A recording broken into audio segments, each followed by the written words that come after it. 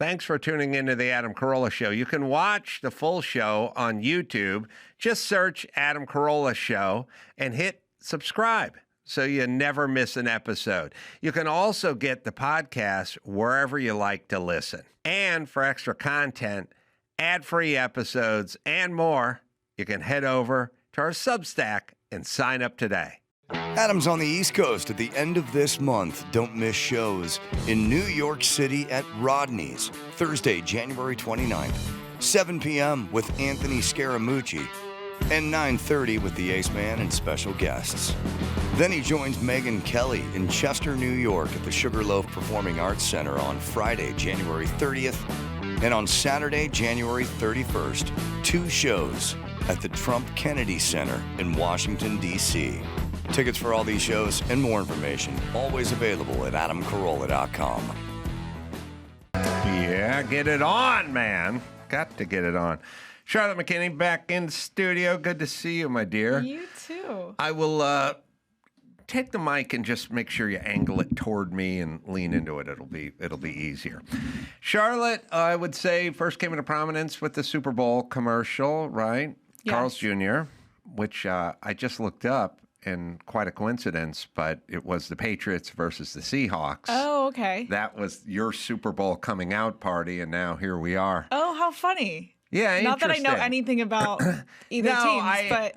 Yeah, no, I get it. It was just a weird coinkydink that as I was looking it up, that was the Super Bowl, and here we go. So funny. Again, so for you... That's the big breakout. I mean, a Super Bowl commercial. Yeah, and I came on when I was doing press. I came on your show. Yes. I was like looking it up, trying to find stuff. I found like one clip, but it was a while ago. So then that opens the door to Baywatch and features and all sorts of stuff. Yeah. And now stand up. Yeah. Which you've been doing for about 5 years. 3. I think that's wrong. Yeah. 3 years. 3. Yeah. Yeah. I'm a baby with it. Yeah. I think it's best to round down with stand up. I'm rounding down. It maybe is 5, but I'm like a solid 3. Yeah. Mm-hmm. Yeah. And I actually saw TMZ caught up to you at LAX, I think was asking you so embarrassing. about that. So cringy. Well, you must have to think about it because when you step out of the airplane and you're walking through LAX, TMZ guys will pop out on you, right? Not usually. This was like a weird incident. I used to get that, and then it kind of like it comes in waves, and so I was caught off guard. I haven't had one of those guys in a while. The weirdest. So weird. Well, the weird part, I haven't told this story in a million years, but the weird part is a million years ago, and you guys can look it up, a million years ago, Jimmy took me on my birthday to see Sex and the City Part 2, the movie. Okay. And it was Now, how did this come about, you may ask? Yeah. Because I... Going to the theater to see it, too. To the theater and made a whole thing out of it. Okay. Right? And it was Sex and the City, the movie, I think the Part 2, must have come out. It had to be 15 years ago now. It sounds insane, but it was a long time ago. Okay. And I was watching TV with my ex-wife, and the commercial came out for Sex and the City 2. And it was like a thing, and I like that. I like the show. I watch that show. Okay. I'm fine with it.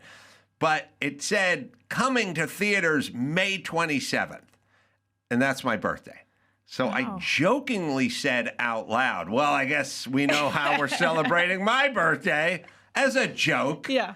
Because I would prefer to go out to dinner for my birthday. Yeah. I will even, if my birthday's on a Wednesday, I'll say, just save it. We'll go out Saturday for dinner. You know what I mean? But, and what year did that movie come out? So I make the jokey announcement and think nothing of it and then go to bed. Great. My ex-wife tells Jimmy, this is how Adam wants to celebrate his birthday. So funny. Jimmy says, if that's how he wants to celebrate his birthday, then that's how we're going to celebrate his birthday. Yeah. So all of a sudden, I don't pay that much attention to my birthday. I don't really care. It's not a big deal. And we can, if you want to go out to dinner over the weekend, that's what we'll do. But other than that, I don't need parties or presents or anything. Yeah. But all of a sudden, it's like day of. And my wife goes, I go, oh, what are we going to do tonight? Get some dinner or something? She goes, no, we're going out with Jimmy to go see Sex and the City. I go, what? Yeah. She goes, yeah, everyone's coming. I go, well, why are we doing that? That's what you wanted to do. I go, I was making a joke like a month ago. That's not, I don't want to go see, I don't want Jimmy to have to see Sex and the City in the theater. So he goes, I go, well, it's on. Yeah. And everyone's coming. And Jimmy's gonna finish his show, and they like wrap at 6 o'clock. We got a 7 o'clock showing, or we're going out to dinner. Then we're gonna go like the 9 o'clock showing, whatever it is. Yeah. And I was like, okay. All right. So then we get to the theater, and I'm apologizing to everyone who doesn't really want to see that movie. Yeah. This is not an edict. This wasn't my mandate. Yeah. I was joking. Yeah. Nobody wanted to be there, and so somebody had edibles. Okay. So I was like, all right, we should all get high then if we're going to go do this. Yeah. And then I got high, and then it was much better. There we go. Okay. But then Jimmy and I walked out of the theater. These are the two guys who hosted the Man Show, and there was a TMZ guy there, and he goes, what movie did you two from the Man Show see? And we were like, I'm never going to be able to explain this. So I ended up... I'll show you the clip. But what year? 2010. Sorry, 2010. Okay. And this is me and Jimmy 16 years ago coming out of the movie theater. Wow. With TMZ. Sorry, we'll fix this. In the city. Go back. Sorry. Hey, Jimmy. Huh? I was going to ask you, how was Sex in the City? Awesome. Awesome? The first one was great, but the second one was great. Oh, yeah. I thought you guys were going to go see Kick-Ass or something like that. No way. No? Sex in the City, huh? Sarah Jessica Parker and Kick-Ass? No. Well, then, no can't do. Sarah Jessica Parker movie. Yeah. She's awesome. So it's great, huh? Probably.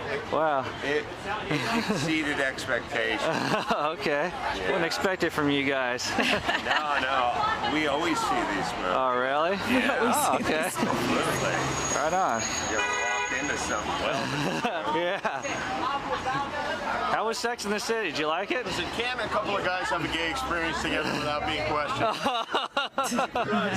We're so lucky we're in our refractory period. Otherwise we'd be up your arse. Oh, yeah. You gotta go this way. Okay. All right, anyway. So I remember being high, leaving the stupid theater and being ambushed. But the thing that was funny is I watched TMZ the next day. Okay. And I'm like, oh, it's going to be so embarrassing. Yeah. And the guy pitched it, and he said, Jimmy and Adam from the Man Show were watching Sex and the City. And they all started laughing at the guy, going, get out of here. They were screwing with you, you idiot. Yeah, that's so funny. And I was sitting home going, no, we sat through it. Yeah, so they pop out of the bushes, and they get to you. They'll get you. And stand up for you. Yeah. First off, why? I mean, what made you think of it? Because it's a pretty, it's a commitment. Of course, yeah. And I feel like people think I'm like, oh, I'll just go do it, and like I'm working really hard at it. I'm really taking it seriously. But I always did like comedic acting roles, and I always just was really drawn to that. And then David Spade had this show on Comedy Central called Lights Out, and it was. Basically, they had this section where they put like regular like people or celebrities on stage with like a ear rig kind of thing. Oh, like a IFB. Yeah. So I went on this episode and I did it. It was pretty scary. It was in the belly room. This was I the belly room at the Comedy Store. Yeah. So I was scared shitless, but then I did it and I got really into it and I started kind of like, I had a really fun time with it. And then, so they're feeding you. Yeah, him and Whitney Cummings were feeding me what to say.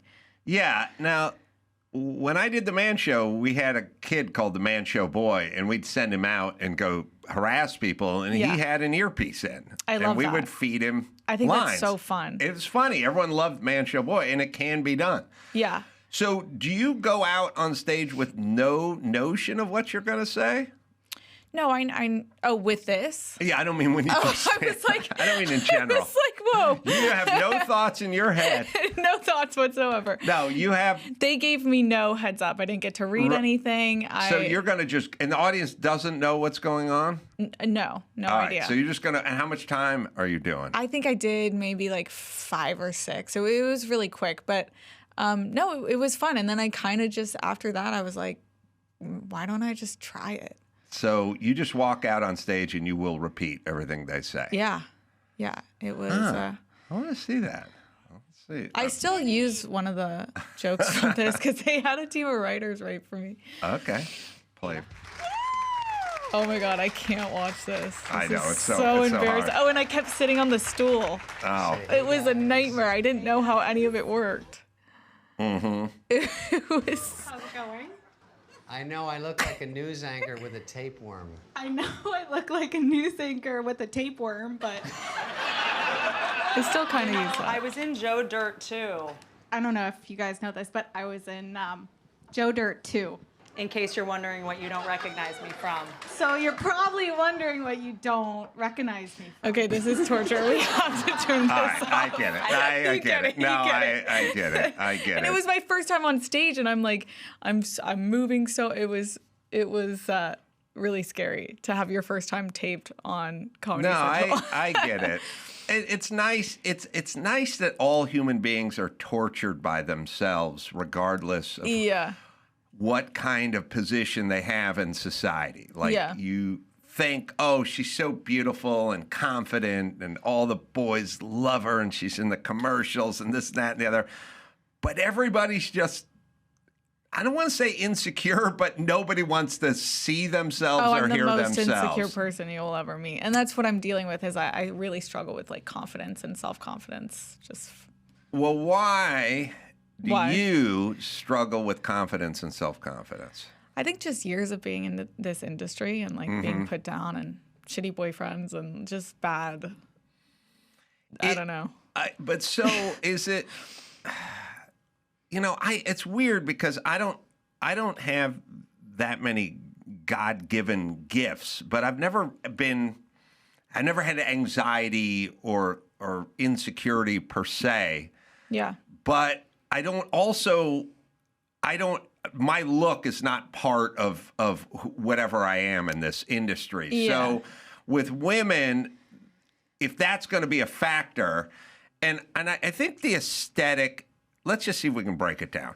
What you look like will factor in. Certainly on the male side, George Clooney's good looking and he works because of that. But Danny DeVito works a lot too. Yeah. So it doesn't, for the male side, it's nice, but it's kind of a plus. It's not really, you don't need to be there. And then women, there's people that are like, Meryl Streep's attractive and gifted as an actress and works a lot. And then there's Kathy Bates, who's not as attractive, but a gifted actress. And then there's other people that came out of the gate, Pam Anderson, and then now are turning into something else. That's kind of interesting. Yeah. But for women, like the aesthetic, if you're leaning on it, I mean, you get the Carl's Jr. Super Bowl commercial because of the aesthetic. Yeah.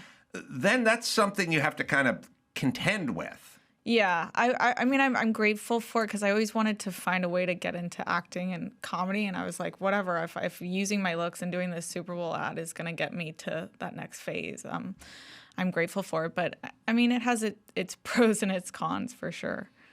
I think everything sort of is built into that. Like what I'm saying is if somebody gave you a $500,000 Ferrari to drive around, there would be pros and cons. Yeah. Like it's cool and it's beautiful. Yeah. But you could go to the Home Depot and somebody could ding it with their truck door or something. Yeah. And then cops would be you'd have a little bit of a target on your back and some gangbangers could follow you home. Totally. Like everything kind of has that yin and that yang. Yeah. I mean, it's better to have the looks and the Ferrari, but it doesn't mean there's not stuff that comes with it. Totally. Even the other night, I had a show and I just felt it was like a lot of couples, and I just felt the room just like the guys were afraid to laugh at me. Oh, I and see. Yeah. They didn't want that. I don't know. Not that I'm saying that. I was probably just bombing, but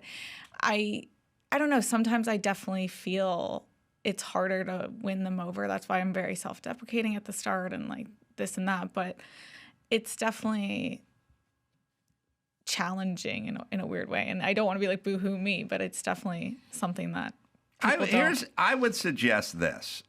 I mean, to anyone listening and you as well. Yeah. And myself. I'm giving this to myself. Okay. It's just like, I think we get into thinking about what they want or trying to win them over. Totally. Or let's get them on our side. Yeah. Or we have this. This place has a lot of Armenians in the audience, so you don't want to whatever. And I think the remedy for that is just being fucking funny. And all like the great comedians that we've loved over the past never did the who's in the audience and how can I win them over. Like it can just be combated with I'm not, it's not a popularity contest. I'm not trying to make friends. I'm not doing a thing like, oh, single ladies, or guy. You know, it just like, let's just crush them with great jokes. Totally. And that'll win. Exactly. They'll always come along with you on that. Yeah. And I think in a weird way, people turn it into some sort of chess match that doesn't need makes it harder than it needs to be. Yeah, like who are these people and what do they want?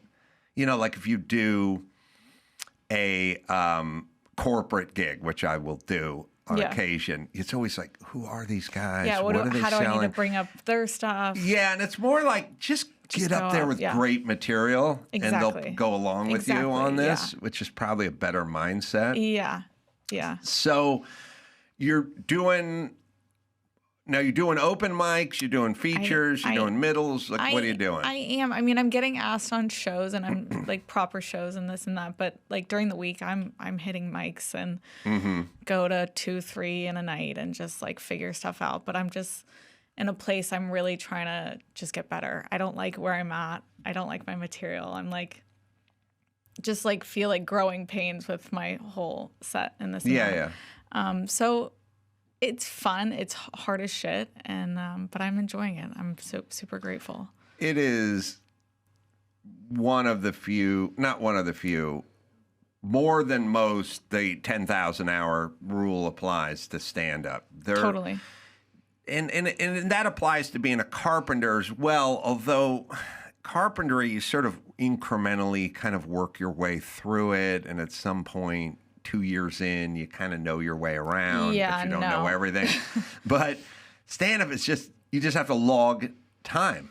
I know. On stage. Yeah. It just doesn't matter. There's no substitute for it. That's all there is. It's just time. I know. I'm like trying to get like 10 years and like I just want time. Like I just want time under my belt. I'm like doing these shows with like bigger people and I'm like, fuck, like if I just had 7, 10 years or, you know, but I'm just putting the time in and it's good. Yeah. Was comedy always a thing for you growing up? Yeah. Like my mom's Canadian, my dad's from the Bahamas, and I kind of have like a crazy 2 parents. And my mom was really funny growing up, and we always got kind of like poked fun at ourselves before anyone else would, and kind of just grew up on SNL and Mad TV, and just like even when I shouldn't have been watching it, was always watching those kind of things, and it was just a really big part of our life. So it was fun. And were you not sort of taken seriously being the beautiful blonde in high school and that kind of stuff in terms of comedy or wanting to do comedy? Yeah, I mean, I still don't think I'm taken seriously. That's what I'm working on. Well, it's weird that you want to be taken seriously doing comedy, but but I do. I will say this about comedy. Yeah. There's a meritocracy to it, sort of like the NFL. Yeah. You know, it's like the NFL is pure and it's great because you go, every person on the defensive side of the ball for Seattle's black. And they go, those are the best 11 guys. Yeah. No one says anything. Exactly. You know what I mean? Yeah. They just go, well, those are the best guys. Those are them. And I feel with comedy, women have come in all shapes and sizes with comedy and colors this way and every ethnicities, everything's this way. But ultimately, if you're funny, they'll let you be funny. Yeah. They won't go, oh, well, she's hot, so she can't. If you are funny, they'll just go, well, she's really good looking and she's funny. Yeah. And they'll kind of do it. Or they'll go, she's short and fat and funny. Like, it doesn't really matter. But eventually you will be out on the field because you're the best. Exactly. And I think that's why I want to work so hard and get better, is so I can be like, people just respect me in that. You are coming out in this David Spade, Theo Von film, right? Yeah, I'm super excited. And that's you're David's girlfriend. Yes. In the movie. And that movie is shot in the can, edited. Yeah, I got to see like a rough cut of it. It's hysterical. And what's the genesis of that? Did they write that movie? Yeah, the both of them wrote it. But just like Tim Dillon, Bobby Lee, all the like other like it's just such a funny What's group of the people. premise of it? It's these two guys who are trying to become waiters, but they're busboys, and their goal is to become waiters. And I basically, that's kind of the whole gist. And are they looking for theaters or Netflix, or do we know where this is going to end up? I think that's where we're at right now, is they're trying to figure out all the logistics of that. So. And did they just sort of independently finance it? They did, yeah. So they just went and made a film. They just went and made it so they could kind of like run it the way they wanted to run it, which is cool. I really respected that. On like a, I don't know, 30-day shoot or something like that? Yeah, it wasn't too long of one. Yeah, it was a quick one. I've done a couple of those. It's work, man. Yeah, those days are long. Yeah, in a weird way, everyone should do it just to sort of get the experience of what that's like, because it's its own thing. Yeah. And you'll never, I don't know, maybe 21-day shoot, maybe a 19-day or something, but you'll never work more in 19 days than you do with one of those. Yeah, the overtime you do just trying to get everything in, it's crazy. And if you're writing it and sort of producing it and directing it, then that's a whole separate thing. You're not because sleeping. you're not sleeping. Yeah. So those guys, David, you dated David back in the day? No, I've never dated David. You'd have to. Every single blonde, every blonde no, he dates. I always you say, have to. I mean, as no one believes me. Not with him. No, I know every of blonde. You are course, so in his wheelhouse. Of course. It'd be impossible. Of course. It'd be impossible for you for him to not attempt to date you, at least. It's physically impossible. He put me in Joe Dirt 2, my first movie, and he's just been like a mentor. I would believe that if that were me. I'm virtuous. But no one wants to believe that my mentor is David Spade. Thin blondes. Of That's course. all I dated a tall, thin blonde. It was like, I dated David Spade before you. That's how it works. It's how it works. No dating. Believe what you guys want, whatever you say. Yeah. Oh, well, listen, I'm not going to give you a hard time. You can. I'm used to it. American Giant. A lot of people want to have a new wardrobe for the new year, but a lot of stuff that looks good, well, it doesn't feel good, and it doesn't last. The American Giant Classic Full Zip Hoodie is made to last a lifetime, so you can count on it to bring comfort and warmth year after year. Now I'm wearing my American Giant flannel. Look at me. I look hot. You got to check it out. It really does.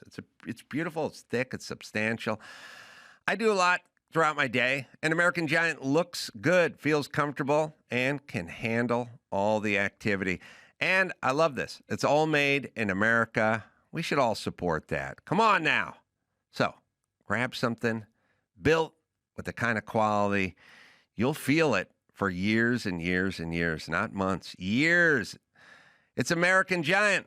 Right, Dawson? This season, snag the hoodie that will bring you comfort for life, the American Giant Classic Full Zip, and save 20% off your first order at american-giant.com when you use code ADAM at checkout. That's 20% off your first order at american-giant.com, code ADAM. American financing. What if you could delay your next 2 mortgage payments? Imagine having that extra cash in your pocket just in time for the holidays. If money's tight, groceries, gas, bills piling up, well, you're not alone. Most people put that on a credit card, and those have huge rates, and you don't want to pay those rates. I mean, it's insane. 20, even 30%. American Financing can help you use your home equity to pay off that debt. They offer rates as low as the low 5s, and salary-based mortgage consultants help to restructure your loan. No upfront fees. Customers' average savings is $800 a month. It's like putting an extra 10 grand in your pocket every year. It's like getting a raise, like a $10,000 raise without changing jobs. Am I right, Dawson? Call now before it's too late. American Financing, 866-889-5154. That's 866-889-5154, or visit americanfinancing.net/Adam. This is not this would not be the David Spade I know. Okay. David, let me tell you something about guys. There are guys that are the lady killers out there in town, the hunky guys, the guys who are on the radar. And then there's the quiet guys who move in the shadows. Mm-hmm. That's David Spade. Yeah. And I've always said, because I knew a guy or two, I think when people think womanizer, they think of like big, strapping, hunky guy. But the cute guys quietly do better than the hunky guys. Oh, totally, yeah. And I want to explore that with you. Okay. Because I knew it. I had a roommate who was like cute little guy. Okay. And it was sort of, if you could go back to like Davy Jones from the Monkees. These were like these guys were like 5'8" and 140-pound guys. Yeah. And we always thought you need the football hero or something, but it's not Gronkowski. That's not the guy who gets laid. It's the little cute guys that do it. Yeah. And I had this roommate that did that. Yeah. And I didn't like it because I'm 6'2" and I played football, and this guy's getting all the tail. Right. Yeah. What I play football for if you're going to just get all the tail. Yeah. So... But then I started to realize the little guys don't... Wait, and you mean they're all short? I just mean they're not big. They're not the Hemsworth brothers. Okay. When they make a movie about, and they need a guy who all the ladies love, they do a Hemsworth brother in a tank top, right? Yeah. But the reality is the littler guys... The cuter guys, the Smurfy guys, they get all the women. They do. And we don't see it. We don't notice it because they like slip. They're like cockroaches. They just slide in when you shut the line. Yeah. Right. And I started thinking about it. Like, well, what is it? Because there's no male or female version of that. I mean, there's cute, there's Lisa Loeb cute kind of thing. But men are pretty consistent. Tall, blonde, big boobs, we're in. Yeah. Okay. Sofia Vergara, of course, we're down with that. Easy. And so what gives? Well, like for women, it's not all about the aesthetic. There's other things going on. Yeah. And there's a little bit of an element of, I don't want to say danger, but the little guys don't pose a threat. They're physically, they can't really do anything to you, know? And I think it's a lot easier to hook up with a little guy because there isn't a fear factor. Like, there isn't this guy, come back with me and let's have some drinks in my apartment. The big dude, that can go south. The little guy doesn't have the threat factor, and thus it's easier for him to get back with you. What do you think of that thought? I don't know. I think like I've dated like a really short person before, and I feel like they were, I don't know, they have to compensate for. Well, here's another thought. Maybe some women will go date guys that are sort of under their league and out of their league and lower, whatever, because that guy's never going anywhere. He's not gonna. You'll be in charge, and he's not cheating. Yeah. Whatever. And I have known a 6 foot tall, beautiful blonde who just dated kind of nebbishy guys. That's you. Me. And that's great. Like you take like big hunky dudes, and those dudes can hook up and stray, whereas this guy who's just lucky to be there is hanging on with both hands and very attentive.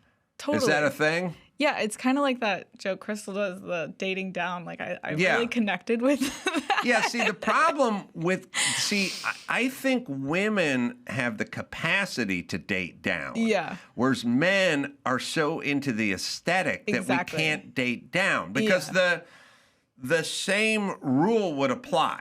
Mm-hmm. Like if you said, well, Adam, why don't you just date that dumpy chick who with the bad skin? Mm-hmm. She'll never leave you. She'll never leave. I'd go, yeah, but I don't want that. Yeah. Women can kind of go, all right, the guy's not the best looking guy, but I can put that aside. Yeah. We can't put it aside. Yeah, we don't care about looks as much, I think, as guys do. Yes, I guess. And I feel like sometimes when guys lack in other areas, they're like really funny or they're really sweet or I don't know. But then some of them are all shitty too. Like I've dated down and they've cheated on me, and so yeah, well, it's you just don't know. Famously, and I'm looking into the booth because I can't remember her stupid name. Michelle Pfeiffer's husband. I'm sorry, I'm blanking on his name. David E. Kelly. No, Michelle Pfeiffer's husband, who took his name and flipped it around backward and forward or something like that. You'll know, the actor. Yeah, not the new husband, the last husband. Peter Horton? Oh, man, you suck. We talked about this before, and I put the pressure on Andrew because he knows all the actors. See, he's been on this show. I can't recall his name. He flipped his name backward and forward. You'll know, and it was Michelle Pfeiffer's husband. So, now? Are they still together? No, well, then maybe they weren't married. Maybe they just lived together. All I'm seeing is David E. Kelly and Peter Horton. Well, don't put marriage then in, and then just put boyfriend. But I'm pretty... it's going to come up. I can't. Now, this kind of thing, I figured you'd know, Andrew, just off the top of your crown. And it's also weird. I live in a weird world where... All right.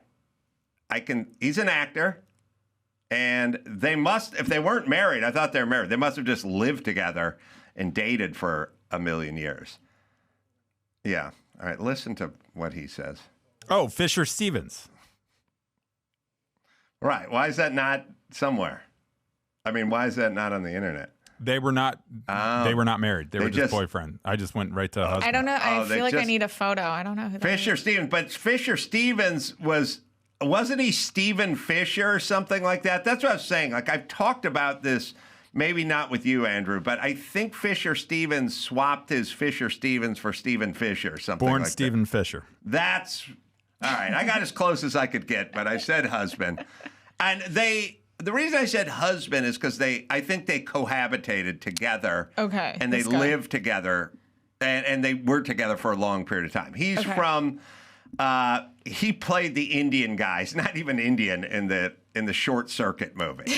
Okay. He's the Indian guy in Short Circuit. Okay. The Indian guy in Short Circuit lived with Michelle Pfeiffer when she was in her prime. Oh, wow. And allegedly cheated on her. Oh, my gosh. So yes, anyone can be cheated upon. Totally. That's what I'm saying. Yeah, I've always been cheated on. I've never not been cheated on. Never not. Mm-mm. Not sure what that says about me. Well, I can. All right, let me say this here's what I think. You ready? Mm-hmm. I've never thought about this before, but how long were Fisher Stevens and Michelle Pfeiffer together for? Okay. Yeah, he did brown face back. He played an Indian. Okay, crazy. Back when who cared? Yeah. But wow. He played an Indian guy, but they wouldn't let you do that anymore. He went for it. Oh, if you watch a clip of him from Short Circuit, it's like, oh, it is. I mean, it's funny to me, but to most, it's disturbing. Yeah, that's a tough one. All right, let's figure out you and cheating. Okay. Every time you say. Yes. Okay. How do you find out? And I'm very anti going through phones. I don't go through people's phones. I respect everyone's privacy. It gets back to me. It gets back. Yeah. Okay. Girls like to tell. Oh. Girls like to tell girls, which before is ladies be shopping, but they be talking. They be before talking. They love it. They love to talk. They love it. If I'm cheating with someone's boyfriend, I don't think I would tell them. I don't know. It's weird. So here's my thing. They're together like 3 years. Fisher Stevenson, Michelle Pfeiffer. Okay, so listen. I have a saying. It's called less history, more mystery. I am so not wanting to get involved with people's. Did you hear about? Did you find out? Hate it. Everyone says they hate it, and then they do it. Yeah. I mean, they gossip. But all right, I mean it. I walk the walk, man. Yeah. When somebody says to me, did you hear on the whatever podcast what they were saying about you? I go, no. They go, I'll play you I go, I don't. I'm good. I'm good. Yeah. It's not going to help. It's not going to hurt. It's not. Yeah. Does it make you money or does it make you happy? If you can't answer one of those two, then don't do it. That's great. I told that to somebody once. It changed her life. She was a chick. She was like, I'm going to fire off an email. I go, no. I said, Alice, I think it was, who was it? It wasn't Allison. I'm trying to think of who it was. I'll think of it. But I just said to her, does it make you money or does it make you happy? Yeah. And she said, no. And I said, then don't do it. Yeah. And I'd run into her 10 years later and she'd say, I built my whole life around, does it make you money or does it make you happy? It's true, though. Right. So, all right. So, now, I have a theory. Okay. You get cheated on, and I've talked to beautiful women, and they're like, yeah, I got cheated on. And then our impulse as a male and as a society is we go, who would cheat on you? Why would they cheat on you? If I was with you, I would never cheat on you. But these are dudes who got you and who are in that world. Mm-hmm. They're playing high stakes poker. They're not the dude. So the dude who has sort of the middle of the road, frumpy, whatever, normal girlfriend, that dude's not out there trying to slay world-class chicks all day. That's not his game. Yeah. He likes to settle in and hang out with that, you know? So while you would logically go, well, I could see myself cheating off of her because she's kind of dumpy and I'd like to get with somebody else. That's not that dude. That's interesting. The dudes you attract are dudes who are out there and playing they got the game. Ones. They got game. And so that game doesn't stop. Once you get of course. Right. So so now you got this weird catch-22 built in, which is if he's out there fishing in this pond, even if he pulls up a nice trophy fish like you, not to equate you with a fish, but you know what I'm saying. Yeah, his rod's going back in the water. Yeah, that's true. Not that long after he gets the trophy. Yeah, because that's who he is. Yeah, I also feel there's a weird insecurity too. If I have dated down, they feel like they have to cheat because they don't feel enough. I don't know. So I feel like anytime I feel I've been cheated, they were insecure that maybe I don't know. They got insecure with who they were and needed to seek validation from other people, maybe? Well, there's also another thing that doesn't help your cause, which I realize. My cause of cheating. Women will be attracted to a guy based on other women he's attracted in the past or been with in the past. It's a kind of a Pete Davidson thing.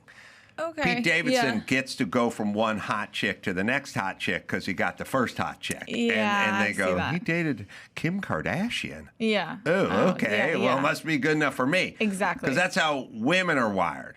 Okay. Men, we wouldn't really care. Yeah, you wouldn't be like, she dated this guy, so she, If Roseanne Barr dated a Hemsworth brother, I'd just go, well, that seems weird, but it doesn't make me more attracted to Roseanne. Yeah. I just think it's weird. It's weird. But it's not like they'd break up and then I'd go, all right, I'm moving in on Roseanne. And then someone go, why? And I go, because she dated the Hemsworth. It doesn't factor in. Okay. It does factor the other way. Yeah. So these guys, if they're dating you, could actually use that with the women who may not normally be attracted to that guy, but now he's with you and thus makes it easier to cheat. 1,000%. You think so? Thank you. I kind of like that. I'll take it. Yeah. It makes me feel a little bit better about myself. Yeah, it's basically what Hunter Biden did with his artwork. Perfect. Like, he's a shit artist, but his dad's the president, so I'll pay $500 grand for it. Yeah, I love They're it. using you. Yeah, I'll take it. Whatever.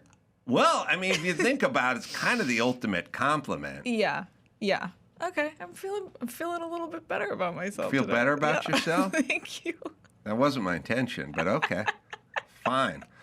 I think we have a caller. Oh, I'm excited about a caller. We're talking about taking a caller. That's gonna be fun. I think this is Cole, who's 29. Great. And maybe Charlotte has some words of wisdom. Perfect. Is Cole potted up? Okay, Cole. I'm here. All right, Cole. Hi, Cole. Hi guys, how are you? Great. Good. You got a question? So here's my question, and it's apropos with what you guys were just talking about. Good. I am a former Division I quarterback, right? When you're in that position, it's very easy to date. Right. Now I am not, and I'm a broke guy who lives at home with his parents. So Charlotte, my question for you is, what would your advice be for someone in my predicament? Okay, so you're living at home right now? Yes. That's a tough one. Okay. So are you saying, like, how should you go about it? Or, like, what exactly are you looking to? Well, I mean, I guess there's several different avenues. The first one is, hey, dude, make more money and move out of your parent's house. Yeah, that might be Adam's note. However, you got to look here. I think back on my days when I was broke, essentially, and single, and that was a pretty long period of time. Okay. And I would think back on myself as a loser. Yeah. But sometimes I realized I had hot girlfriends. I had to wait long periods of time in between them. But, like, I had models and strippers, and, like, I had hot girlfriends. Like, when I was driving a Zuzu Trooper and had roommates, and I was a carpenter, and you can do it. It's possible. You don't need money, but what you can't have is a handicap like living at home. I had roommates, which is not great, but that's tough. Like, I date broke guys, but I don't think I want to go back to a guy's house whose parents are there. That just, like, kind of doesn't really. I'll put it to you this way. There's certain things that are markers, positive and negative. You know what I mean? And let's just say pulling up in a Ferrari and wearing a Rolex, that's one kind of marker. Yeah. And living at home, that's another kind of marker. Yeah. And even if your parents have a great home, and even if you have your own wing of the mansion, and even you're still living at home, bad marker. Yeah, that's tough. I feel like my advice is get out of there as soon as humanly possible, work really hard, and try and find a nice girl who's open to that at the time. But I don't know many girls who are going to be down to, like, go to your parents' house. And you're 29? I'm 29, yes. Okay. Well, I don't know. That's a tricky one. But well, just the first off, you're going to turn 30 before the year's up. Get out of the house. Get out of the house. That's first and foremost. Now, here's the thing, too. Everything that gets you out of that house will be a move toward the light in dating, because it means you have to get a better job or a job at all and get your shit together and get some transportation together and get all. It's not only just moving out of the house, it's all the stuff. Everything that goes along with that. Thank you, caller. Cole. Thanks, 29. Thank you, Gavin. Appreciate it. Good luck with everything. I don't think it's fair to have women like, oh, the beautiful women just want the money. It's not, and I don't like that because I don't date, which is, I probably should, but I don't really go for guys with money. That's not really has ever been my thing. I found in my single days, civilian days, when, like I said, I drove a truck. I was a carpenter. I was a boxing coach. I didn't have any money. I had like roommates and rented houses and stuff. But I was doing comedy and I was like fun and whatever. It could be done. I definitely dated some very great looking women, but you were never in total control. Like at some point they would just kind of drift off because the roommates and the Isuzu Trooper and we're splitting a pizza tonight. That stuff doesn't add a lot of security. Totally, and I think to their life. I think even the guys that are a little more broke, you just don't see much of a future with them, and you kind of just like have fun while you can, and then you're like, ugh. I definitely need something. I could definitely see how that would be. You wouldn't bet on me if we were, dating when I was 28 or 29. I don't think you'd think. But if I really believed in someone and thought like they were working really hard and had a future, I do see that side. Yeah, I agree with people. I know. Look, I think if you are dating, Jim Morrison, and they're rehearsing and it's before the Doors' first album comes out, or you're dating Kurt Cobain before Nirvana's first album comes out, but you're watching them practice and you're going, this is really good. And then they go, we're going to get an album in 6 months. You could go, okay, that's going to work. But comedy's weird. Comedy's just like open mics and sketch theater and stuff. Like you can't really... I think probably the women I dated were probably like, he's funny, but I don't know, what's that? So what? Where's that going? Like, it's not like being in a killer band right before you guys explode. I guess you're right. You know? It's such a slow burn, too, with comedy. I feel like it takes so long that you're just like... But I don't know. If you think someone's really funny, you really believe in them? I don't know. Well, again, though, like, you think they're really funny. Yeah. But I'm trying to think of like how many people I think are really funny that are even making a living doing totally. There's a ton of really funny people that are just haven't hit or won't hit. I always say when people go, "Who's the funniest guy you know?" I go, "You don't know you don't know the name. Yeah, right. You think I'm gonna go Jimmy Kimmel, or whoever?" But I'm not. Although I love Jimmy, but it's not the guy I'm thinking of. The guy I'm thinking of doesn't work. Yeah. And you don't know his name. Yeah. Right. But it's true. And that's that's what comedy is. Exactly. Yeah. All right. So broke guys, I know. It's something I kind of need to work on. Get away from that. Well, what would your advice to me be of, maybe they'll get it together one day? In my experience, people don't do a whole lot of changing. Yeah, I agree. Good and bad. Yeah. They're just sort of a package. And the package is like good stuff and then some stuff you don't like. Yeah. And the stuff you don't like rarely gets fixed or remedied, but also the good stuff is who they are as well. Yeah. And I do have to say to people a lot, like people go, "Oh, this guy, what's up? He drives me nuts." I go, "Look, it's a package deal. He does this, he does that, he does the other thing, and you like all that stuff. And then there's this thing. Now, I wish he could fix that thing. Yeah. But they don't. Yeah. Because they're a package, like everybody. But I think things, I guess, for women who are like having trouble with these guys, I think like old-fashioned dude, like guy into stuff. Like when you find a guy, like the guys I know that are into like rebuilding an old car and that kind of stuff, like putting stuff up, like handyman stuff, like kind of those. And maybe this is cathartic just because I'm into that shit. But those guys are like more solid. Yeah, I like that. The guys that wear boots and they don't need to wear boots. Yeah, no boots. Well, we don't do boots. We're doing boots, but you don't use the boots. Yeah, you're just doing the boots, and you're going. Please stop. You're going to Nobu. Yeah, with no. the boots. With the boots. With the boots. No boots. Yeah, you need a steel shank and a steel toe, and you're going to Nobu. Yeah, you don't need the calm boots. down. And like having a car that they appreciate and that works well, but not that sends a message. Mm-hmm. You know what I mean? Like, I need this Lamborghini wrapped in this purple, whatever. Just a thing where you go, I have this car because it's a good car. Yeah. Even if I'm rich and even if it's $100,000 car, it's still just a good car. Yeah. And also a car that they can take to the Home Depot whenever they want, leave it in the parking lot, and not worry about it. Yeah. I'm really just describing myself. Okay. So you're perfect. A guy has his own studio in the Glendale, Burbank area.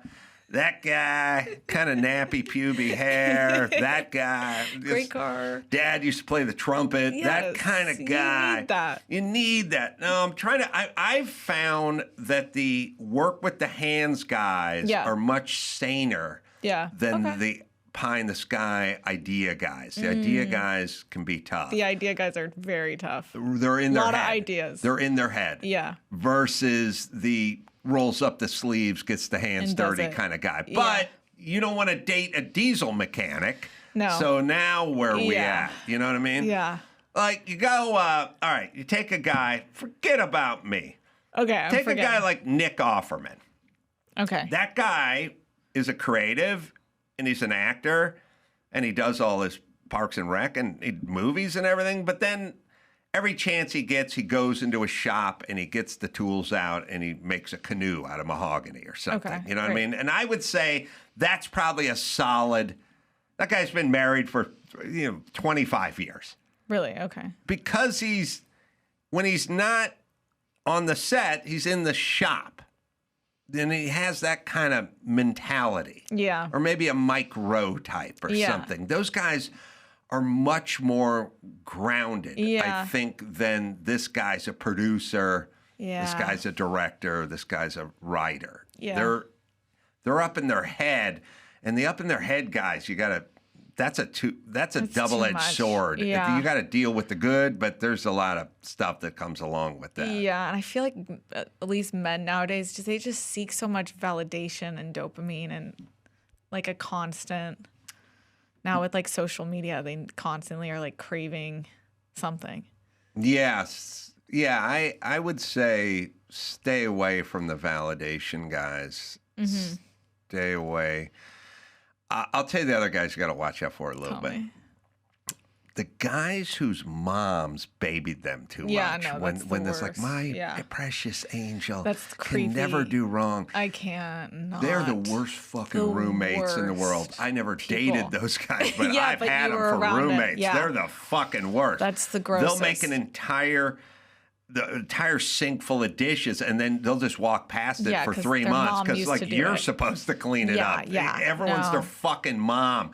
They are the worst. They have some weird expectation. It's so gross. No, you want. I can't. No, hates boys. mama, low expectations, low self-esteem. I want someone who hates their mother. Right, you're looking at him right here, right here. I don't want to steer it back to me.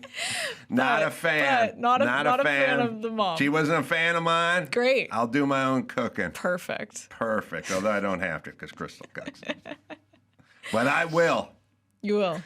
You want a little low self-esteem, and nothing sets the low self-esteem standard like mama not a fan of the son. When your mom's not when your mom doesn't care, you're perfect. You're good perfect. And low. Good and low. It's a good spot to be in. Nothing's beneath you. Yeah, I like that. You just go, you can say to that guy, go take out the garbage and clean the gutters. Yeah. Oh, okay. Yeah. He'll take mama who babied him. No way. No way. He's got rules. That's so funny. Standards. It's true. Now, but I think in all seriousness, what you want is a guy who respects his mom and has a good relationship with his mom, but not one where mama treated him like a prince who could never do wrong. Those are the worst fucking guys in the world. Those are the worst. Yeah. The absolute worst. Yeah. Like what you want is like, you go, how's your relationship with your mom? And the guy goes, Yeah, it's okay. She's all right. Yeah. I don't know. Yeah. We've had our issues, fine. but she's fine. That's what you want. Exactly. Not too good, not too bad. That's going to be my first question now on dates. How's so your mom? Tell me about your mom. Tell me about your mom. Yeah. What are you driving? Yeah, what do you drive? What do you do with your hands? Yeah, well, you can ask things like, I wonder, because that could go somewhere else. But you could go like, oh, man, I got to pick up a mop. Where's the closest Home Depot? If he goes, what the fuck do I know? No, get away from that guy. You want a guy who's been down that aisle a couple times. That. You know Ask what I mean? where the Home Depot is. Okay. Not that he works there. No, He's a contractor, but he should know. He should have a general idea. Where the wood is.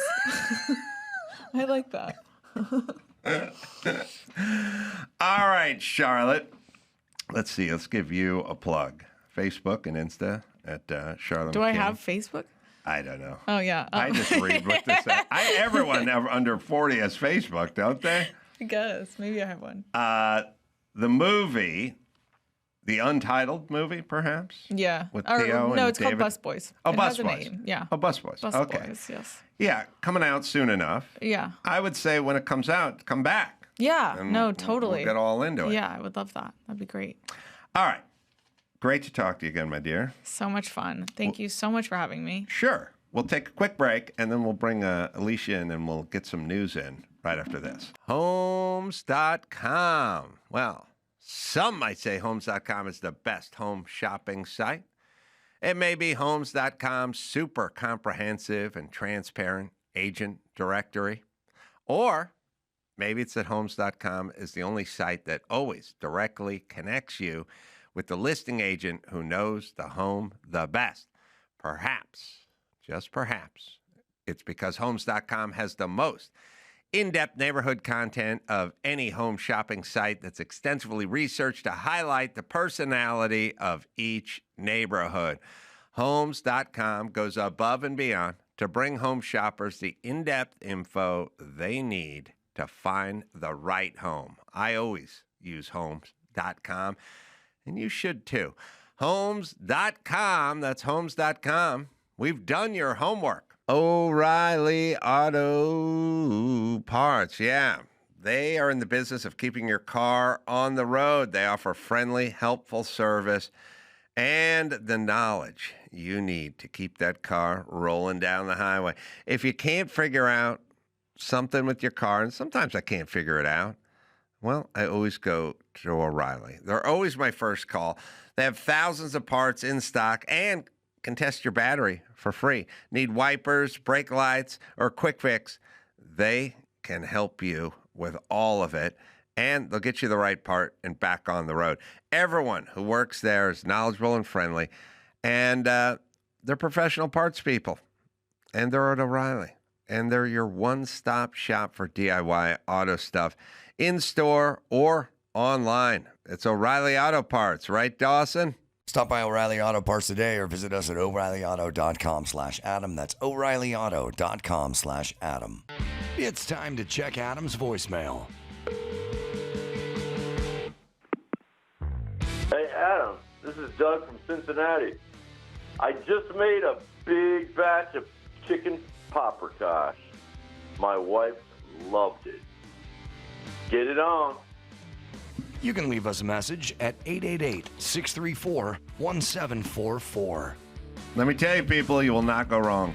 I've never met a person that doesn't like chicken paprika. I need your recipe. I force it on everyone I know. Uh-huh. And most things I do, people reject. At first. And yeah, eventually I get to them. But they mostly reject it. And everybody, even my kids when they were young, are just like, I love this.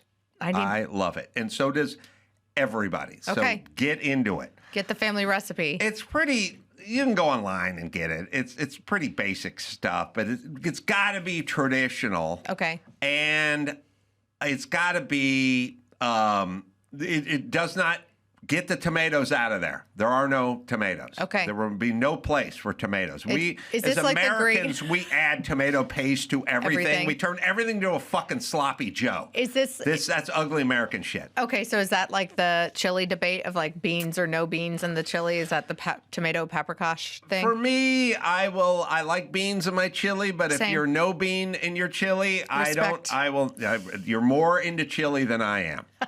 Basically. Yeah. But, this is it's like saying, I like sex, but if we've been playing tennis, it's nice to take a shower before sex. And then some people go, we'll have sex right on the court. And I go, you're more into it than I am. But I'm not going to critique you. I respect you. In a public place? In the changing room at the club. Okay. The point is you are more into this than I. And the people that like chili with no beans are more into chili than I am. So I respect it. Okay. But the people that add tomato paste to chicken paprikash, you are ghouls. Okay. And you deserve no Deport sympathy. No quarter for you. No quarter. All right. Speaking of that, deporting. That's like two political words. Deportion should be a word. It's the biggest problem we face is deportions. It's like the two issues that like liberals love the most. As one big issue. Yeah. Deportions. Yep. Deporting. I was trying to make my way through Burbank last weekend. Mm-hmm. I think it was Friday. I was going through Burbank, and man, right smack dab in the middle of a Trump rally, but not a Trump rally. Sorry, a protest. And it was so. It's so. I think people go, well, who cares or whatever. I'm a person who watches bad TV more than I watch good TV, and I'm a person who watches commercials more than I watch regular like TV because I'm very interested in our society and like what we're doing, And I see 75 and 80-year-old people, women, just holding signs, and it's Friday, and it's like 1 and the sun's shining, and I'm like, what are you doing? Like clearly you're old enough to be retired. Oh, yeah. Like, go enjoy the beach or something. But also, you're in Burbank. You know what I mean? There's nobody, you're not going to, I guess if somebody said to me, everything we do, like you think, you go, okay, then what's in it for you? Mm-hmm. Or how does this affect things? Mm-hmm. Like if somebody said, well, you're just running on a treadmill for an hour a day. You go, yeah, but I'm burning some calories and getting in shape. You go, oh, okay. But you're not walking somewhere and getting water and like bringing it back. No, I know. That's probably, if you're moving, it's probably better to walk 2 miles to a well, get a bucket of water, and then walk back. But I got a treadmill. But either way, it's good. But what if someone said just go to the mailbox and check it and there's nothing in it ever? I'd go, I'm not going to do that. Because there's nothing, it doesn't affect anything. I don't get my mail. Yep. I don't get any exercise. I don't, it's a waste. And they'd go, let's go check the mailbox. How about you get some cardboard, you write Trump's a Nazi, you put it over your head, and you just walk in a circle off of like First and Olive for 3 hours, and then you fucking go home. There's nothing. You could never get me to do it. Yeah. But you know what else you couldn't get me to do? Like if you just said, take your trash can, dump it out on your floor, and then pick it back up again. I'd go, no, why not? I'd go, because it doesn't do anything. Yeah, it and doesn't be like, make change. But don't you hate Nazis? Well, yeah, but what's the stupid trap? How's this going to affect Nazis? Just do it. Yep. That's what this is. I filmed it from the car. It's only 10 seconds long, but they're out there. They're making noise. They're holding up the signs, and they're all in their 80s, and nobody cares. And then Andrew was telling me, and they have these stupid Nazi signs all the time, which, by the way, that's yes. Ice out. Ice out is their new thing. That's the pins that they were wearing. I bet you we're going to see a lot of those pins at the Grammys this weekend. Cannot wait. Because celebrities always get it right. They always get it right. But Andrew was telling me who's down at getting his oil changed at the Valvoline place, and these poor guys got to work at the thing, and everyone's honking. They're honking the whole fucking time, and it fucks them up because they have to sit there and work with the open door, and they're honking the whole time. You mean the likely immigrant minority workers have to deal with the privileged white people that probably went to Stanford? Yes. Now, let me... What else is new? Let me explain this to all the idiot politicians and all the asshole citizens who do the Gestapo and the Nazi and all the references to Hitler and all that, whether it's Tim Walz and his Anne Frank thing or just a citizen who does it. Listen to me.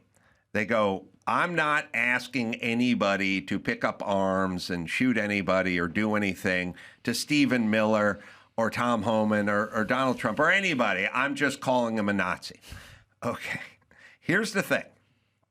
If some brave German soldier, lieutenant, let's say circa 1941, put on an explosive vest, had a meeting with Hitler, and blew himself up and Hitler up in 1941, there would be statues, memorials, and parks to that guy with his name on it. Oh, yeah. All through Europe and all through the United States. Yep. And he would be a goddamn hero. So if killing Hitler makes you a hero, and by the way, we wouldn't argue with it. We'd go, thank God for...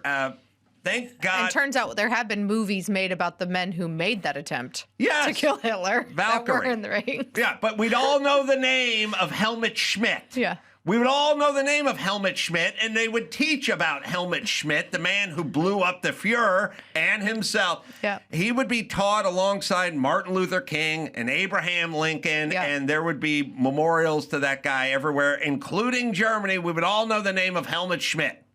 Okay. So doing that math, then calling Trump Hitler or calling Tom Homan Hitler or a Nazi. Or let's go to the most real incident of this being the case, Charlie Kirk. Right. Okay. Well, then if you call someone a Nazi and then you kill a Nazi, then you should join the pantheon of Helmut Schmidt as a hero. And that's what you are asking for when you use this language. Retarded politicians like Gavin Newsome and all you idiots on the left who do this all the time. Like, I like to cool the temperature down. Hitler. I'd like to just, hey, we're all Americans. Nazi. Look, we all have families. We love Gestapo, baby killers, and concentration camps. Let's just bring down the rhetoric a little bit, Heimler. There's even like all this week, Tim Walz was on a podcast where the host was talking about like, oh yeah, I think that Stephen Miller needs to be tried and go to prison. Right. And it's like, okay, so you're saying that he's a criminal. Right. Yeah. So if he's a criminal that's in the White House, then of course, like, people should be outraged. Oh, he shouldn't be tried here. We send him to the Hague and let an international tribunal take him down, and then we'll hang them. Mark Ruffalo would probably be pro that. He'd be at the Hague. He'd be at the Hague Hilton. The Hague Hilton. He'd check into the Hilton Hague or the Hague Hilton. I've been there. It's got a good continental breakfast. You been to the Hilton at the Hague? Been to the Hague Hilton? No, I haven't. Oh, man. The Hague Hilton. I've been down there, covered, tribunals every once in a while. From time to time? Yeah, people know that about me. I like vintage Datsuns and war tribunals. And, I don't know people live anywhere around the Hague, so I'll stay at the Hilton Hague. You know what I mean? Use those points.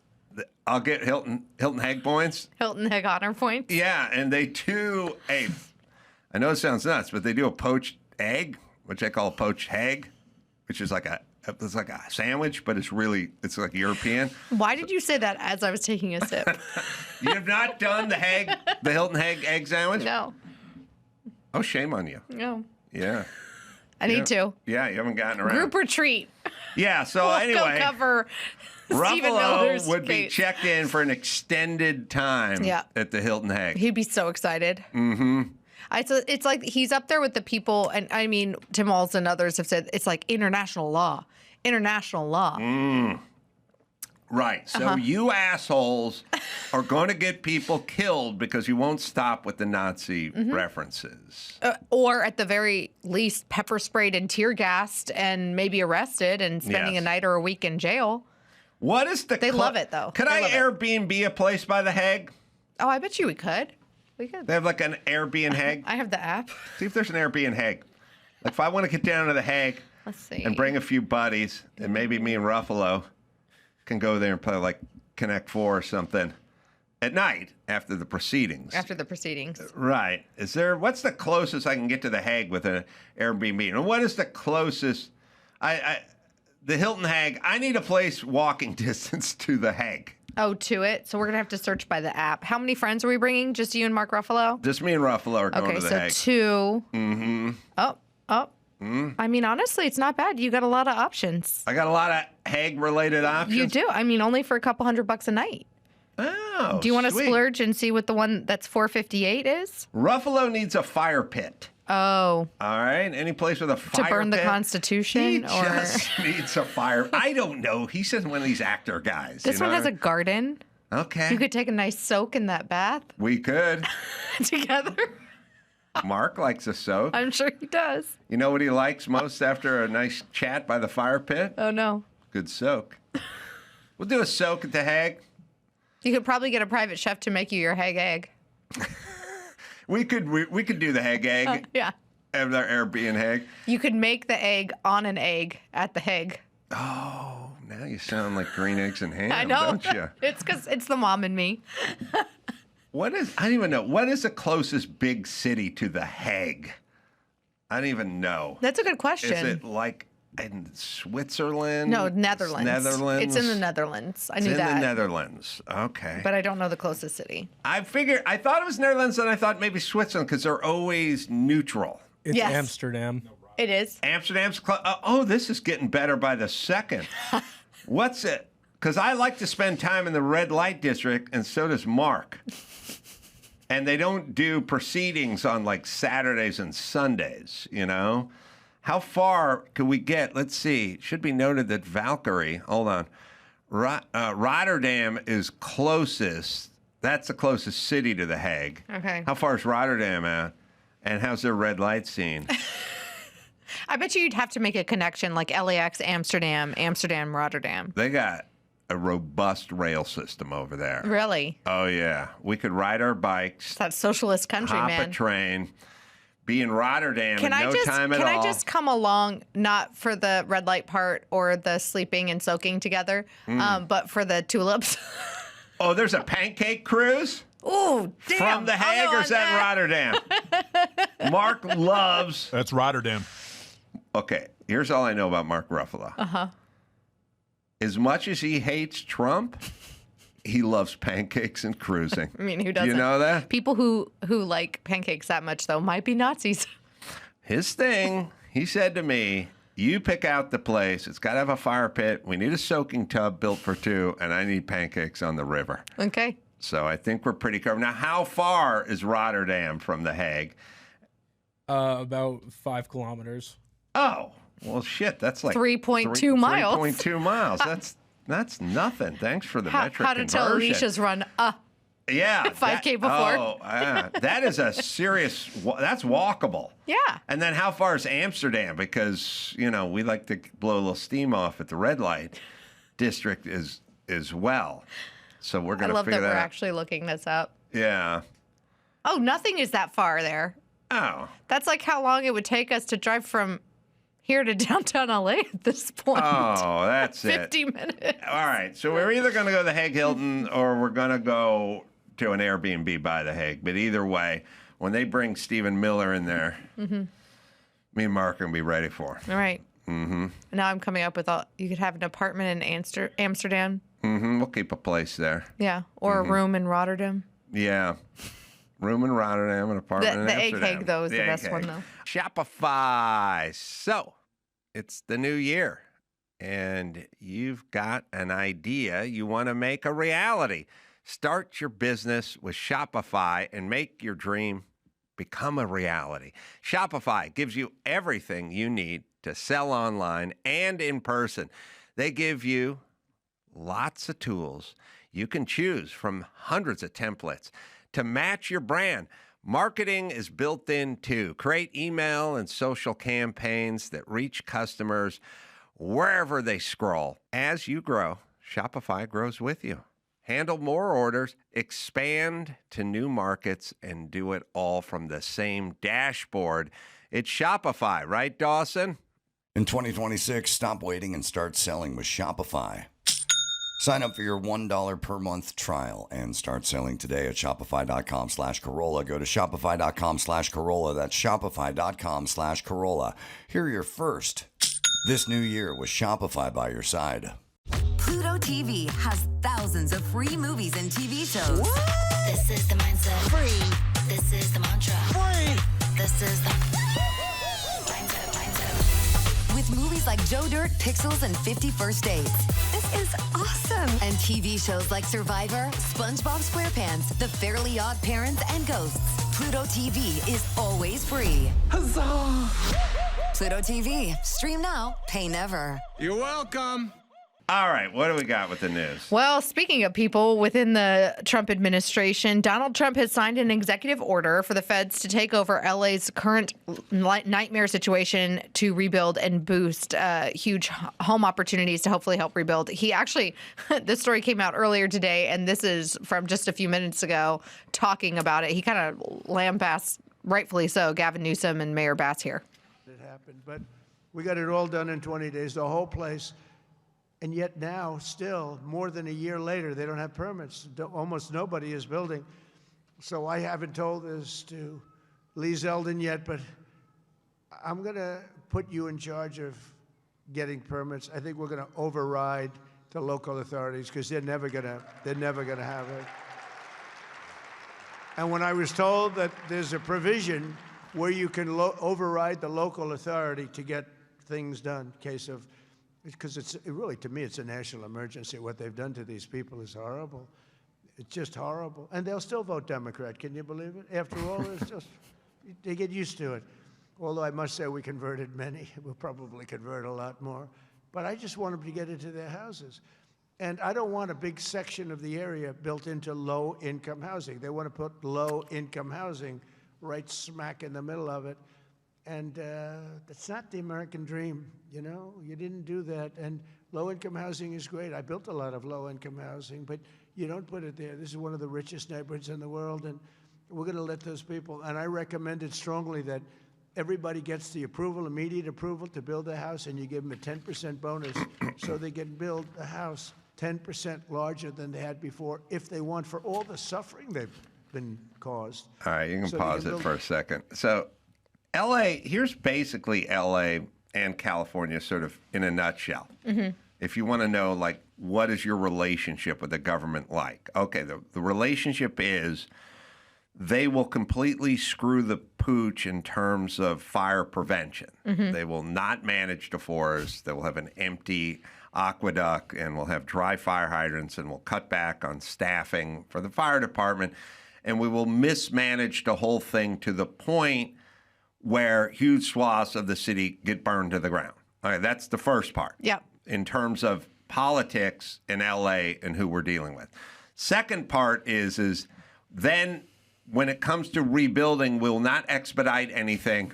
We'll be overly stringent about every permit, and there's going to be tons of red tape, and you'll not be able to rebuild. Now, to me, I don't know what gets worse than that, because it needs to be one or the other. It needs to be either, look, we're a little tough in the permitting, but we are so well planned out in fire preventions, you're never going to need to rebuild. Yeah, don't worry about it. We got you. Or it could be, listen, we are irresponsible, drunken sailors when it comes to fire prevention, but if you need a permit, walk in and get it yourself, because we're super unresponsible with that, irresponsible with that. Okay, so, but what they are is super horrible when it comes to any sort of infrastructure and maintenance, and then super over the top, over officious about permits and everything else, which is now lose-lose. And to be fair, they can't help it. That's who they are. Well, because they can't admit that the policies that they currently have in place have been utter failures. Yes. So they just keep repeating the failure because they know that they will always have this core group of really stupid people, mostly made up of billionaires and celebrities, that perpetuate and keep them in power. Yes. And for the people, because I know that this was something that he's been getting hit back on social media. I'm the nerd that went to the White House website to actually read the executive order. And like he mentions briefly there is actually when it comes to his power under the executive branch. His declaration of a major disaster for the state of California is allowed. It's immediate and decisive federal action that's required to ensure that the federal disaster assistance is delivered and utilized swiftly. So we'll see what the courts maybe decide the definition of swiftly is, effectively and without obstruction by state and local governments to accomplish the purposes for which it's allocated. The policy is to make sure that those federally funded reconstruction programs happen quickly at maximum speed. Once again, talking about without obstruction by state and local governments. I really actually think here a lot of these families in Altadena and in the Palisades should sue the city and local government for all of the permit holdups here. Yeah, and what I want to say to the city, Karen Bass, who is a horrible, horrible mayor, and then what I like to say to Gavin Newsom's a horrible governor, is I think the same thing Trump would say, and the same thing I've had this conversation with many people in my life. I wish we didn't have to do this. Mm-hmm. I don't want to do this. You could have done it. We could have done it. You could have permitted it. Yeah. Pardon the pun. You could have let this happen, but you didn't. And you're totally incompetent. Yeah. And it's over a year now. So unfortunately, we must get involved in something that I'm sure Trump would rather worry about Greenland or Venezuela or any other thing. Iran. Or anything but this. Interest rates. But nothing. But he must, because you guys are incompetent. And I know you're angry, mostly because you're being shamed. But he didn't want any of this. No. Just like we didn't want any of this in Minnesota. Yeah. We wanted to take illegals who were criminals and remove them from the country, but you guys wouldn't let that happen. And now there's this. I think the best part of this whole executive order is literally the preemption of state and local permitting processes. Mm-hmm. That's like, no, we're not dealing with this bullshit. Let these people rebuild. Why is the state and local municipalities holding them up so much? It's crazy. And I love Lee Zeldin. I love it that he's on the case now. That's awesome. Me too. Because I'll tell you what. This is an opportunity for them. And when I say them, I mean California politicians and LA politicians. They will not let this go by. Mm-hmm. Just like COVID was the greatest gift ever. You mean I get to make rules now? Yes. You mean I can tell people to stay in their house by just swiping my pen across a piece of paper? That's right. You can keep people locked up in their house. And how about shutting schools? Yes, you can do that too. How about shutting churches? All right, you can do that. How about, what if you canceled Laker games? Could you do that? I could do that. All of a sudden, they're drunk with fucking power. Yeah. And that's not the relationship we want with the government. But for some reason, people on the left want that and love it. I mean, it's on my mind, and so I'm going to bring it up, Andrew, because I'm going to go do Bill Maher's podcast. Oh, that's awesome. A little bit later today. But, and I will bring this up because the spokesperson for this is basically Jane Fonda. And when Bill Maher said, what I'm saying is the left at its worst is Jane Fonda. Mm-hmm. That's every bad idea on the left. And when Bill Maher said to Jane Fonda, and this was before the fires, I do believe you can check the date, but he wasn't referring to the fires. He just said there's too much regulation in California, and she just went, I don't think there's enough. And I that's who these people are. Which is so funny because they're also the my body, my choice assholes. Right. But not your property. Not about your property, not about, vaccinating your children, not about the education of your children, not about a small business, not about a permit to rebuild. No, here's how it works. Her body is her property, but your property is the state's property. Your property's not your property, but Jane Fonda's body's her property. Okay. That's the logic. But my property isn't my property. That is not your property. This is before the fire. Okay, wow. So before the fire, he just said there's too many permits. Mm-hmm. Too much red tape, too much. And he stated the obvious. Yeah, she's like, not enough. He didn't say permits, sorry, but we'll play. Or it'll take a second. But the point is this. They get, and I'm sorry, it's a little bit of a feminine thing.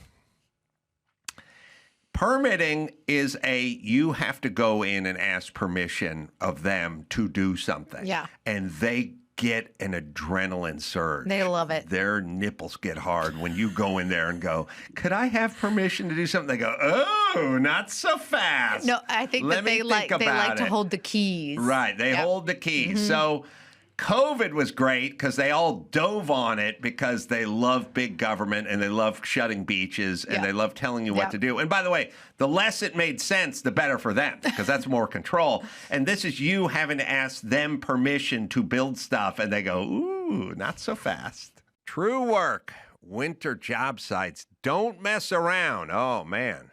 Especially back east. You feeling it these days? Freezing mornings, wet conditions, wind that cuts right through that cheap gear. True Work builds performance workwear like it matters because it does. What I like about this brand is that it's made by a trade professional who knows what you need because he's been there. Every piece is tested on real job sites before it ever goes to market. Designed with moisture-wicking, wind-resistant fabrics that keep you comfortable and mobile all day. These are electricians, plumbers, and contractors working through brutal winters who have tested it all out. I really love their tech flannel work shirts, especially this time of year when it's cold outside. It's True Work, right, Dawson? Don't let cheap work gear slow you down this winter. Upgrade your day with workwear built like it matters. Get 15% off your first order at truework.com with code ACS. That's TRUEWERK.com. Pluto TV has thousands of free movies and TV shows. What? This is the mindset. Free. This is the mantra. Free. This is the mindset. With movies like Joe Dirt, Pixels, and 50 First Dates. This is awesome. And TV shows like Survivor, SpongeBob SquarePants, The Fairly Odd Parents, and Ghosts. Pluto TV is always free. Huzzah! Pluto TV. Stream now, pay never. You're welcome. All right, here it is. Doesn't like regulations.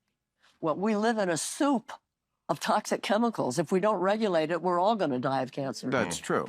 And he doesn't do anything about it. There's also many regulations that aren't necessary, that aren't. I mean, you really don't believe that the state we live in, California, is lacking regulation. There's over 300,000 regulations. I mean, Well, maybe they're needed. They're not. When I tried to put in a garage door, I had to have 3 inspections. There should have been none. I should be allowed to change my garage door. Are you kidding? Really? It was about a garage door? She's dumb, too. I'm sorry. Yeah, that is... No, you know this. She has her people do those things. No, I don't. Well, run sorry, it back I don't. 10 seconds. Sorry. She's such a pompous douche, by the way, but sorry, go ahead. They're not. When I tried to put in a garage door, I had to have 3 inspections. There should have been none. I should be allowed to change my garage door. Are you kidding? Really? It was about a garage door? Absolutely. I'm sorry. Yeah, that is... No, you know this about California. Come on. No, I don't. Well, I'm sorry, I don't. You don't? You've never heard that California is overtaxed and overregulated? That we are a one-party state where there's sort of no checks on that sort of extreme leftism. And that, why do you think... I don't for a minute consider California a state that is extreme leftist. Not at all, not any way. Well, that shows where your politics are. That's not where mine are. Yeah, people get to drive cars, so if we were extreme, if she had it her way, she'd confiscate the cars and the property, not hers. You and I are clearly on the right? And if somebody was like, Oklahoma ain't a red state, I'd be like, heck yeah, it is. Yeah. I mean, that is insanity. She's so out of touch in her own little bubble. She wants more regulation. She doesn't think we have enough regulation. Yeah. Okay. This is the problem here, people. And yes, sorry if we're shaming you, Karen Bass and Gavin Newsome, but you guys are feckless. You don't get anything done, or worse, you don't want anything done. Mm-hmm. But Karen Bass doesn't know how to do anything. I've explained this a million times. If somebody, just everyone imagine this, when we're talking about the rail that's going to go along the 405 and join the west side with the east side and alleviate all the traffic going through the Sepulveda Pass. Mm-hmm. Our current administration, Karen Bass and all the city council people, have no ability to do to make that. it happen. They have no ability. But why? Here's my whole point. Why should they? They don't do that. You know what I mean? Now, if you said... It's true they've never built something specifically in the private sector. Who's going to do this? And I'd go, I got Rick Caruso, Elon Musk, and Trump. They're going to do it. I'd go, oh, good. Yeah. It'll get done. They've all built things They've before. all built things before. So they not only don't necessarily want it, they have no idea how to go about it. Karen Bass never built a thing. She's going back and forth to Cuba and Ghana. She doesn't do anything. So she doesn't, and also she doesn't have an interest in it for some reason. And what I'm saying is I like building, so I have an interest in building. But if you like baking and I have no interest in baking, then no, I'm not going to think about how to facilitate, expedite. I'm not interested in it. Well, because once again, this circles back to they don't have to because they can continue to get away with it. Yes. So they will focus on the things that they think, which is, oh my God, ICE went to the soccer field and scared little children while rounding up their parents. Right. So that's the stuff they're going to focus on and spend all the hours of the day on, not minimizing traffic and helping emissions. Right. So Trump is going to now shame them by doing this. I love it. And they're going to get super angry. I can't wait to see an update like 30, 90, 120 days of how many permits have actually been approved and how much is actually moving forward now that this is going to happen. But you know that Newsome and Bass are probably going to push it and fight it. Well, you know, the funny thing about Bass and Newsome is it's sort of like everything Trump wants, like lower gas prices and close the border. It's like somebody saying, listen, taco truck pulled up in front of the house, and this guy wants to give us free tacos, so I'm going to go get rid of him. And I go, no, I want it. It's not going to pull any taco truck on my street. And I go, I'm hungry. Yeah. No, not on my watch. And then you go out and start yelling at the guy, and I'm like standing behind him going, I like tacos. I want tacos. I want extra cheaper guac. gas. I want to expedite the permit process. I want the illegal criminals taken out of LA. And I know you're going to fight Trump, but this is shit I would like. I would think most people would like an expedited permit process. I mean, I think a couple of Republican candidates, including Steve Hilton, are running on like the cheaper fuel. Because turns out most people in California, not just Los Angeles, but in California have to commute more than 30 miles one way to their job. And so when you're a day worker or you're a small business owner, I mean, of course, costs like fuel are something that cut into your bottom line all the time. You picture, I'll give you an example. All of the guys who are working in Malibu, now there's no working going on where they're building family homes. They're tearing up PCH and laying power lines and digging whatever. All right, but there's tons and tons of workers. They are mostly all Hispanic. I guarantee not a one of them lives in Malibu. No, not even close. Even the white workers in Malibu do not live in Malibu. No. There's something, Pepperdine did a study. There's a business department. It was like Public Policy Center and Business Development Department did a study post the fires of how negatively it affected the Malibu economy.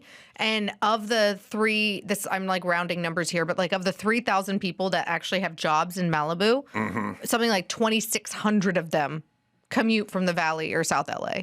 Yeah, if you go to a nice restaurant in Malibu and the Mexican busboys clean the table off, it's not like I live next to David Geffen's place down on Moonlight Drive. Me and Barbara Streisand are neighbors. No, they're driving back to Pacoima.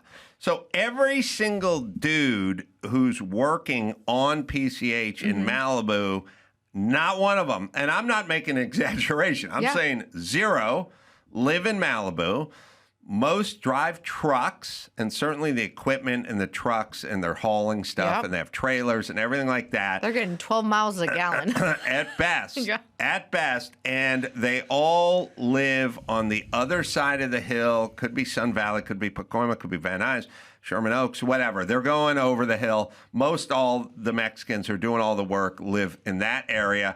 So they got a long haul in and a long haul back, and gas is $5 a gallon, and they're getting 9 miles a gallon, and it's tough. And it's affecting them. Yep. It does not affect me. I make a ton of money, and it's just not a big deal. It's not. You're not looking at your fuel budget every month, like I think not just Californians, but the average American is. If you wanted to help the average lower income or middle class Los Angelino or Californian, you would lower the price of gas. Absolutely. At 1,000%. And like a dozen eggs going from $4 a carton to $2.89, that's fine. But the gas is a lot. Every single day. Right. Yep. All right. Okay, so this is kind of crazy and scary, and Ilhan Omar, as much as I dislike her, did not deserve to be attacked at this event and needs a new security team. But did you see this video? I did. We have some video here of chaos erupting at a Minnesota town hall where Representative Ilhan Omar was speaking. A man rushed up to the podium and squirted her with, at the time when this TMZ report came out, was an unknown substance. But it, thank God, we found out it was apple cider, like it wasn't acid or anything like that. So let's take a look. Secretary Kristi Noem must resign or face impeachment.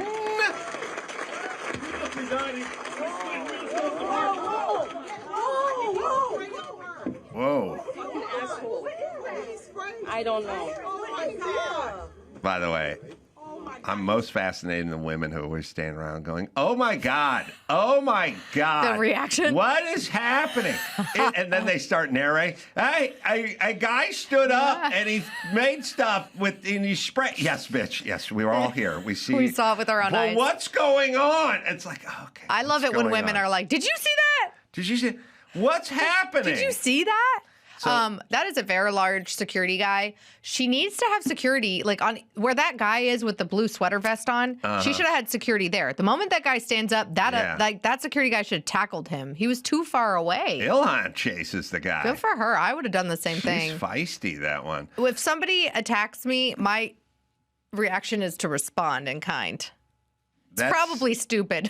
That's why I need a gun, because that guy could When somebody, take me. a big dude, starts spraying stuff on me, I would go the other direction, I would think. Well, he was kind of running away. It was like a walk. Her instinct was to move toward it. Yeah. Though, so she's aggressive. She's like, bring it. Also, that gal, she has some other stuff happening. Apparently, her husband's wine company, according to reports, like there is no winery. Their social media hasn't been engaged since like 2023, but somehow their financial holdings have like quadrupled over the last year, from like 5 million to roughly 30 million. Yes. So anyway, but then liberals are like, oh, under the Biden DOJ, they investigated her when it came to Somali fraud, and then they stopped the investigation because they didn't find anything. And I'm like, maybe they didn't find anything because Tim Walz and liberal prosecutors within Minnesota were like, nothing to see here. Yeah, they're protecting their own, for Of sure. course. Apple cider vinegar. It was apple cider vinegar? Apple cider vinegar. It wasn't my thought. Yeah. But others have floated it. And here's the problem. Conspiracy theories? Well, let me explain something. It's sort of like cheating. If a guy gets busted for cheating and then you go to therapy and it's good, it's always on the table. And then he comes home and you're like, geez, your bowling night went a little bit late. Yeah, well, we played some extra frames. Geez, 12:30 at night, huh? You guys usually wrap up about 9. Yeah, we went extra. And then you go, I called you a couple times. You didn't pick up the phone. Well, I had it on airplane mode. You go, okay. Now, it's because he cheated. Now, it's always kind of in question, right? And with all the sort of race-based hoaxes of the last decade. Now we see that. Well, there was a time when if I saw something like this and somebody brought it up and said, like, you think this could be staged? I'd go, no. Well, especially because not. Now I go, everything's on the table. You think he's cheating? There's probably bowling, but he did do it before. Especially because most of the time these attacks, this happened to my old colleague Michael Knowles at the Daily Wire. He was at a campus event and somebody threw a liquid on him, which thank God turned out to be nothing. I think it was dish soap and something else. But these attacks occur more from the left on the right. versus, like, when's the last time that a leftist politician was assaulted or yelled at in this way? Right. Like, it never happened. Like, most stable-minded conservatives or libertarians are not like, I'm going to go to that Ilhan Omar thing. So I get it. I get the seeds of doubt that are there that can be watered by all of the other conspiracies and all of the other lies that we've been told by those in authority that would make people jump to this was staged. But yeah, don't know. Just saying. Also, she wanted to carry on, which I kind of like, but if you had unknown substance sprayed on you... I bet you she could smell it was apple cider vinegar. It has a very strong smell. I guess, but in a weird way, you would probably say... I would stop to be like, am I okay? You would go, look, I think I'm okay. Let me go to the bathroom and wash up and kind of talk to my people and see if we can get our heads wrapped around this, and we'll just adjourn for 5 minutes. Let's see what was in the bottle. Let's do like a little swab test like TSA agents do whenever I carry breast milk on the plane. Yeah. You can tell if it's dangerous or not. See, I'm a weirdo, and that I would probably not want to go to the doctor or have it myself checked or anything. I'd just go, I think I'm okay. It feels good or whatever. But I would definitely go, I don't know if this is goat piss or I don't know what this is. So I'm like, go wash your hands or something. I'm going to go wash up. And then if I feel good, we'll just come back and pick this up. Yeah. All right. I get that. You get it. All right, let's see how we're doing on time here, Andrews. All right, we're kind of running up against it. Oh, no. I know. It flies by with you, man. When we're having fun. Me and Ruffalo at the Hague, man. I'm dreaming about that right now. Both sitting there with our earpiece in because they got a translator. And then at a certain point, Mark says to me, this is all English because Stephen Miller's English as attorney. I know, but I like the look of the ear thing with the translator. Would you bring over Andrew and like Dawson and the whole crew like to document it too? I would, but Mark specifically said he did not want that. Oh, I bet you it's because he's going to document it. He said it's not a 4-man tub, bro. To quote him. Does he like the Epsom salts or the bubbles in the bath? I didn't get into that. Yeah? Just pack both. I'm going to bring both because I may need to take what they call sitz bath after he's done with me. Oh, God. You know what I'm talking about. I do. It's post home birth PTSD just struck. This is a little different, but you know where I'm going. All right. Let's see. Tonight, Rodney's doing a live podcast with Anthony Scaramucci, and Kyle Dunnigan's going to be there. And then I'm doing stand-up show after that with Craig Robinson, and that's at Rodney's in New York City. D.C., I would say first show is sold out. Nice. Yeah, I know. At the Trump Kennedy Center. But the 9 o'clock show, there's some tickets left. Cool. So I hear. So you can go to AdamCarolla.com for all that. Charlotte McKinney, she'll come back and say hi to us when her movie comes out. Elisha KRAUSS, op-ed for the Washington Examiner. All her great words. So digestible. So, until next time, Adam Carolla for Charlotte McKinney and Elisha KRAUSS saying mahalo.